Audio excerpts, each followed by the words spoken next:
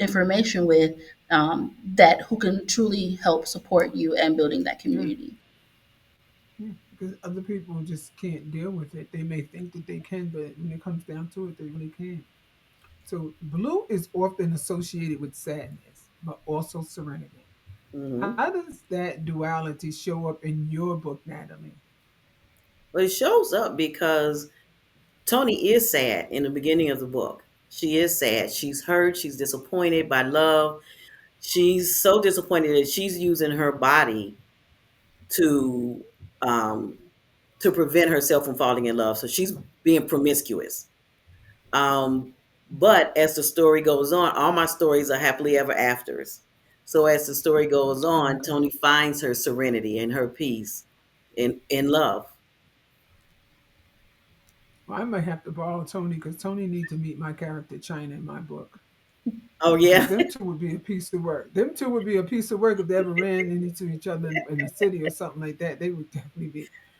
Man, Yeah. oh man, I'm listening to what you're telling me about it, and I'm just thinking about China like, oh baby, you two in that? Mm. Yeah, And what? Tony's a character for real. Yeah, this is what I'm saying about China. She's a piece. She's a piece of something. But I love her. I love her. And let me ask the both of you. This is something off the beat. Well, your book is more about something personal and real. Natalie, do you feel anything for your character at all? Because I know I love my character, and I'm very. It just seems odd, but I'm very protective of her. Oh no, I'm so right there with you. I love my characters. Thank you.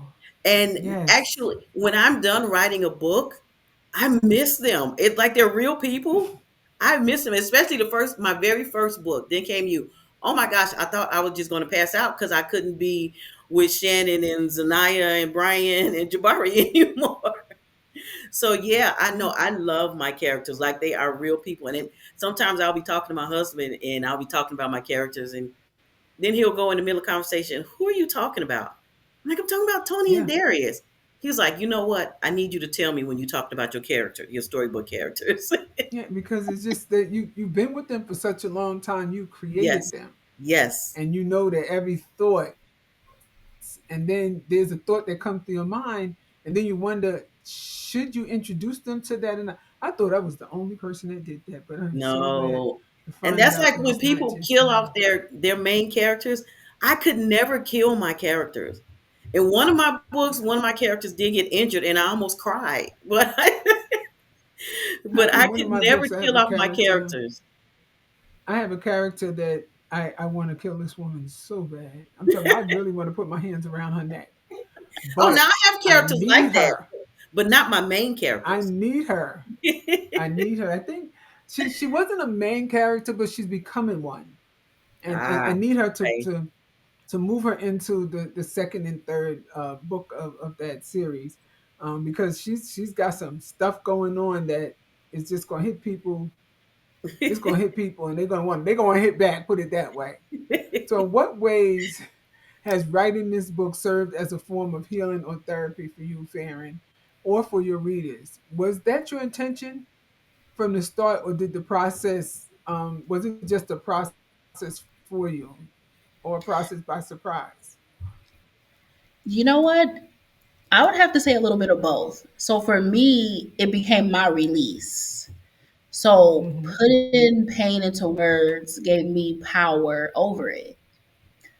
So you hear those things, like I said, you're just manifesting those things. So for readers, I've had women reach out and say that they felt like I was telling their story.